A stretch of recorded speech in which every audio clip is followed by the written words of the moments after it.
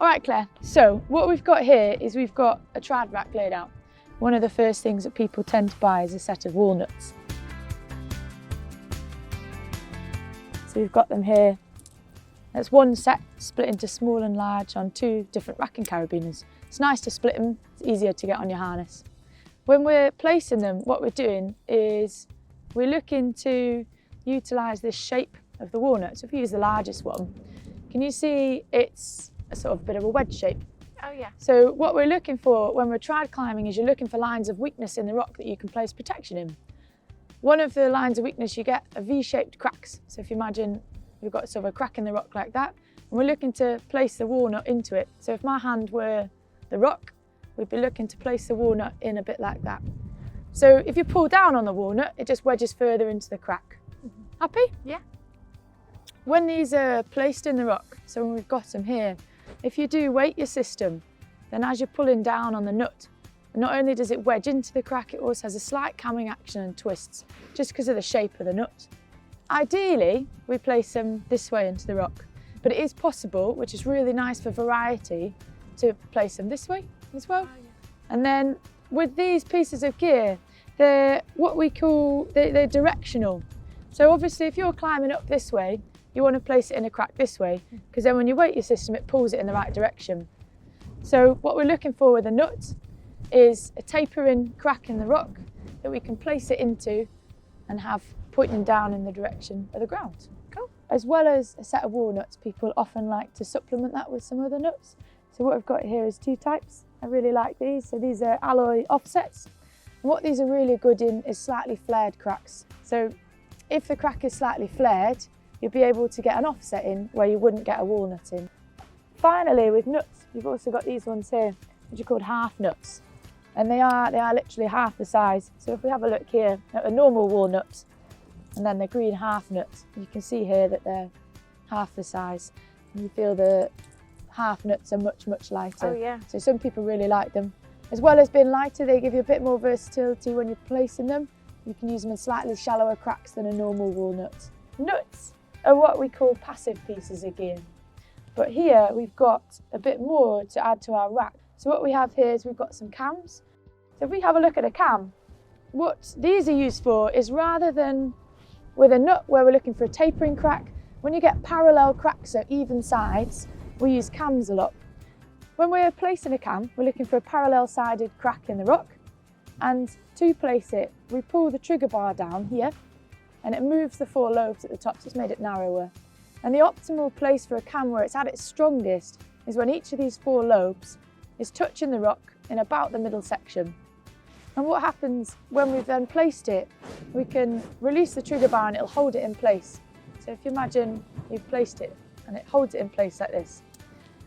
And when it's got contact on each of these 4 lobes on the rock, when you do pull on it, then these teeth bite into the rock, and it's the friction and the strength of the cam camming outwards that will hold it in place. We're looking to find a parallel-sided crack, pull the trigger bar, and be able to release it where each of the 4 lobes is touching the rock in about the middle. When you've placed your cam and you're clipping it onto your rope, this is the snap gate that we use to clip onto the rope. You can clip it just like this, or you can use this sling and you can extend the sling. So you can unclip the snap gate from both, reclip it to the one with the stitching on, and give it a pull, and it extends it. To equalise it again, unclip that, pull them together, and reclip both. Finally, with cams, just something that's worth mentioning is they're colour-coded. So when you're climbing and you just need to grab the red cam really quickly, you can just pop down, see the red one, grab it and go. So lastly, with the protection that we've placed, I just want to have a quick look at torque nuts. So these, oh God, just sound a bit like cowbells. You can always hear climbers coming. And these work in a very similar way to cams.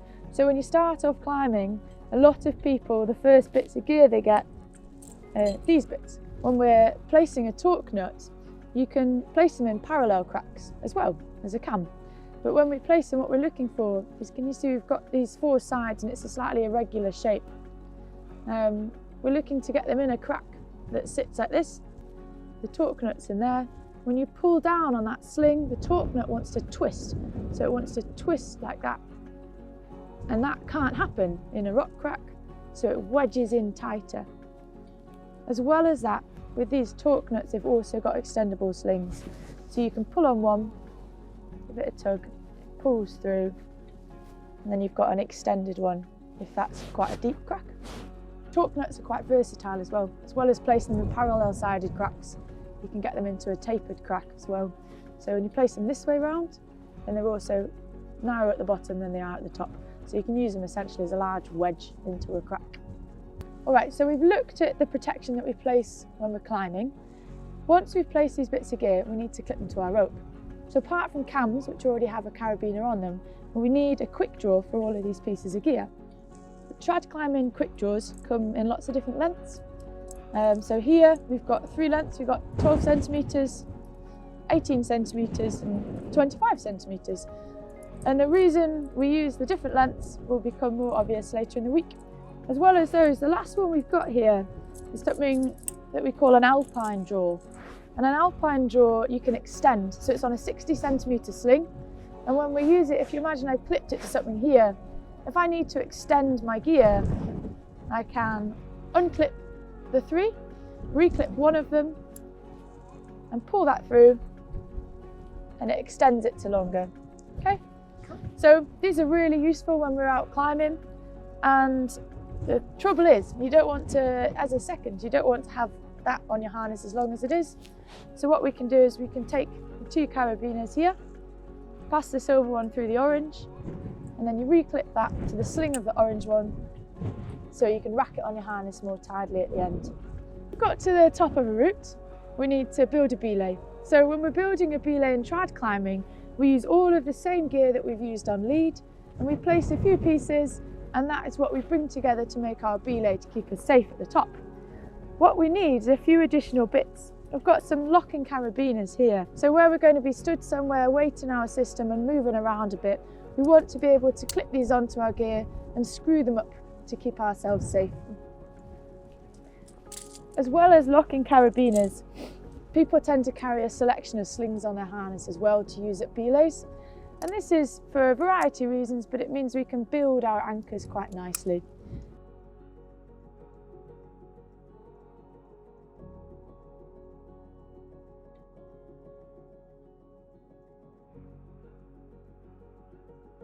So I thought we'd just have a quick look at racking gear on a harness. When you go sport climbing, you've just got your quick draws. When we're trad climbing, we've got the whole trad rack on our harness. So what I've done is I've set mine up how I like it. Now, racking your gear is a very personal thing, and what you'll do is you'll find a way that works for you. I thought I'll show you what I do, and then you can do what you would like. My right side here at the front, I've got my Wallnuts.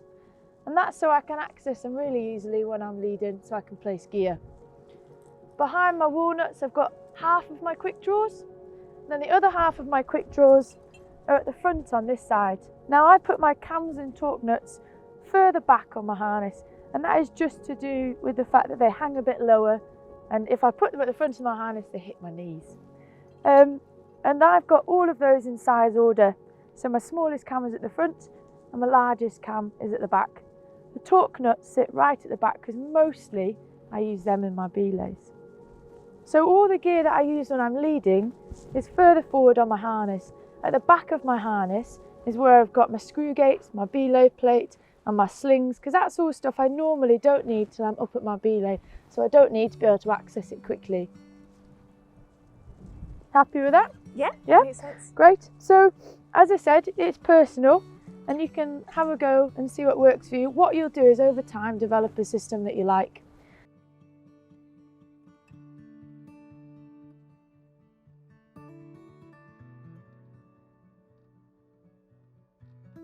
Alright, so we're here, let's have a go at placing some gear. So I think the first thing we should look at is placing Wallnuts. So here we've got a really nice crack, it's tapered. It's quite big, so I reckon we'll go for one of the bigger Wallnuts. So if you pass me the larger of the 2 sets, great. And what I try and do is guess which walnut I'm going to need. So it's quite big, but it's not massive, so I'll go for fairly medium sized. Holding it this way, I'm going in at the top of the crack and sliding it down to where it sits nicely in there. This is a really nice placement because we've got maximum metal to rock contact. Once I'm happy with that, I hold the bottom of all of the nuts on the snap gate, give it 2 short, sharp tugs. What that does is it seats the nut a bit deeper into the crack. Great. And I'll take that off there, and then I'll pop a quick draw on it. Cool. Fab. Happy with that? Yeah, that makes sense. All right, great. Once your quick draw's in as well, that's just where we would clip our rope to if we were climbing up past it. When we're climbing, the leader places the gear, and then when the second follows up, they need to be able to remove the gear and continue up the climb. Shall we have a look at placing a cam? Yeah. So just here, beneath where we had our nut, we've got a parallel-sided crack. So that's a really good place for us to put a cam in. So looking at the size, I'd guess we want a sort of smallish cam. So maybe let's try the purple one. So if you take that one off your harness. When we're placing a cam, remember we're looking at pulling the trigger bar down, placing it into the crack that we're using, and then releasing the trigger. I tend to try and place a cam directionally as well. So if I'm going to weight my system, it's going to pull it down. So here we can see we've got all 4 lobes touching the rock, in about the middle of the lobes as well, so it's at optimum strength there, and it's ready to go. So we can clip the rope straight into there, so we don't need a quick draw for this one. Oh, okay. And if we wanted to, like we said earlier, you could clip that and extend it so we had a slightly longer thing. Oh, okay. When I'm removing a cam, we do the same action but in reverse. So we pull the trigger and then we can slide it back out of the crack. Great, and then to put it back, you can pop that back together and that can go back on your harness. Cool. Thank you. We've got a nice example here of a flared crack, so I thought we'd just have a quick look at the offsets. So you can see here that this crack is wider at the front than it is at the back, so it's a perfect place to fit one of these offsets. So we're going in there, down there, and that fits really nicely. I'll give them a little tug, just moved a little to secure it, and I'm happy. So that's it. Cool. Great. Do you want to have a go? Yeah. That's it. Is that the right way? Yeah. Perfect. Cool. Amazing.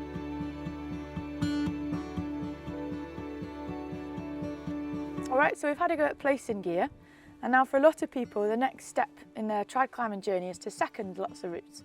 So that's what we're going to do now. So I'm going to lead the climb, and then you're going to second me up it.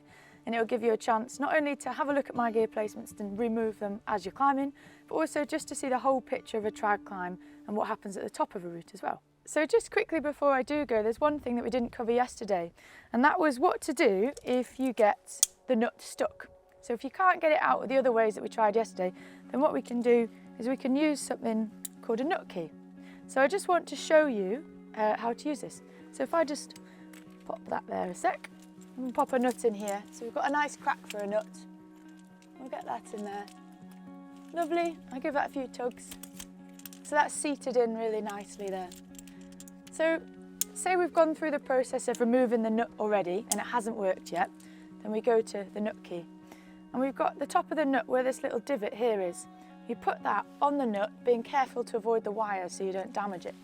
So if I come into here like that, and then from beneath with my other hand, I use the palm of my hand to butt up, and it should loosen the nut. So then once that's happened, I can then go in there and then slide that nut out. All right, nice. Great, should we go? Yeah. All right, so we'll just rattle through what we're gonna do. So the whole picture of the climb. So I'm gonna lead up, I'm gonna place gear as I go, whilst you'll belay me. When I get to the top, I'm going to build a belay, and then when I'm safe, I'll let you know. So I'll say, Claire, I'm safe. And then do you know what you say next? No. No, cool. So you say, right, you take me off belay, and you go off belay, Alice. And then I'll pull all the ropes up, all the slack. When it comes tight on you, so when these ropes are up the crag, you say, that's me. So I know that the ropes come to you. I'll pop you on belay, and I'll say, right, climb when ready. And then you come up. Right. Okay. Great. All right. So last thing, so we're doing a single pitch here, and although the route is fairly straight and we could use a single rope, what we're going to do today, for sake of practice and for progression through the week, we're going to start practicing on double ropes. So you're going to belay me on both. Okay. Great. So we've got blue on left and red on right. Yeah. And you've done the same, I've done the same, so that's the way we belay too. So if you put these two on belay, yeah, and then we'll get going. All right, so I've just popped a bit of gearing down here. And because we're going up and right from here, I'm going to clip this one on my left-hand rope. So it's going to go on blue. That's it, so feed a little slack out on blue. That's great, and now we carry on. That's it. That's all right, don't worry. So red's all right for now because I've got no protection on it yet. Oh, yeah. Once it's on, then you can be more careful with that. Yeah. Great. Right, happy? Cool.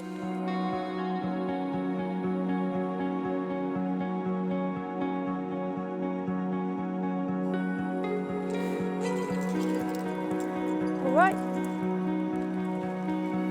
Great, and again, those can be a little bit lighter. Both of them, yeah.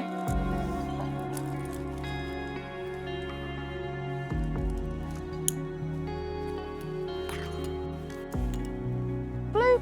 Okay.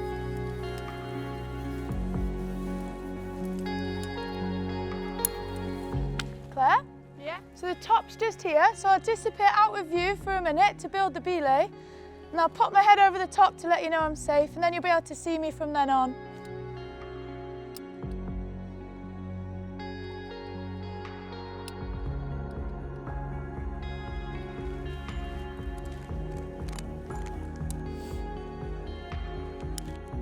It's great route, isn't it? Nice one. Great. And then the cam, just whilst you're there, the reason I put it there is just to protect me as I top out. So a lot of climbs at the top, the roots mellow out and people are tempted just to run over. But it's really important to protect the top out just in case you do tip out. Pinch and slide up. Okay. Perfect. That's it. And then just walk to the back there. That's it. And then just lean on the rock there. Perfect.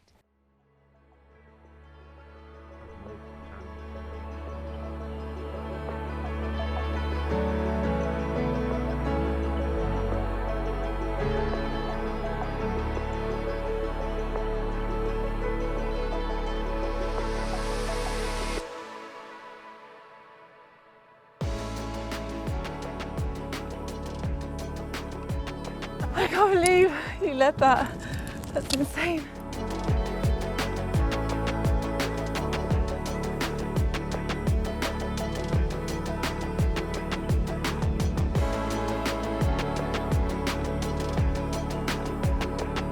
What we're going to do now is look at how we build the belay at the top of the roots.